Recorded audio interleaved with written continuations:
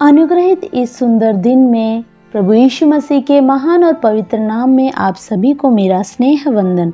Romeo की पत्री 16वां अध्याय का पहले और दूसरे वाक्य में इस तरह लिखा है, मैं तुमसे फीबे के लिए जो हमारी बहन और किंक्रिया की कलीसिया की सेविका है विनती करता हूँ कि तुम जैसा कि पवित्र लोगों को चाहिए उसे प्रभु में ग्रहण करो और जिस किसी बात में उसको तुम्हारी आवश्यकता हो उसकी सहायता करो, क्योंकि वह भी बहुतों की वरन मेरी भी उपकार करने वाली रही है। पढ़े हुए अनुग्रहित वाक्य के आधार पर फेबा नाम की सेविका विषय पर मनन करने के लिए आओ हम परमेश्वर में समर्पित हो जाएं। फेबा नाम का अर्थ होता है निष्कलंक या फिर निर्मल। कुरिन्थियों नगर के पूर्व भाग के सामने के द्वार का नगर किंक्रिया नाम की एक सभा थी। फेबा नाम की स्त्री वहां की सुसमाचारिका थी। फेबा, ध्यान दें, यहूदी समाज में स्त्रियों को कोई स्थान प्राप्त नहीं था।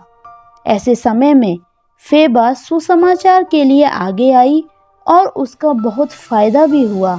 मेरे प्रिय श्रोता, आपके आगे बढ़ने में रुकावट में कितने विरोधी परिस्थितियां उठती है, उसी के अनुसार ही परमेश्वर आपको आगे बढ़ाकर जिताने का आग्रह रखता है। यथार्थ को न भूलें। फेबा नाम की सेविका की 3 बातें मैं आपके सम्मुख रखना चाहती हूँ। पहली, वाक्य के अनुसार हमारी बहन फेबा, बहन से हम समझ सकते हैं कि फेबा ये सब परिचित हैं। उसका धन स्नेह है, इसीलिए सभी से स्नेह से व्यवहार होने के कारण सभी का एक अगाध बंधन फेबा के साथ था और फेबा का उन सभी के साथ। दूसरा, फेबा के बारे में हम पाते हैं कि फेबा किंक्रिया सभा की सुसमाचारिका थी। सुसमाचारिका को इंग्लिश में यूसेज किया वो इस तरह है, सर्वेंट ऑफ द चर्च या फिर हु सर्व द चर्च। इसका मतलब सभा की सभी प्रकार की सेवकाई करने के लिए उसे नियुक्त किया गया था। प्रियो, हम परमेश्वर की सभा के साथ मिलकर किसी भी प्रकार का कार्य करने के लिए समर्पित किए गए हों। परमेश्वर के नाम से की गई सेवकाई हमारे लिए ये पदवी और भाग्य है। यीशु मसीह के नाम से की गई हर एक सेवकाई व्यर्थ नहीं है। यीशु मसीह अपने समय पर प्रतिफल देकर आदर करने में विश्वास योग्य है।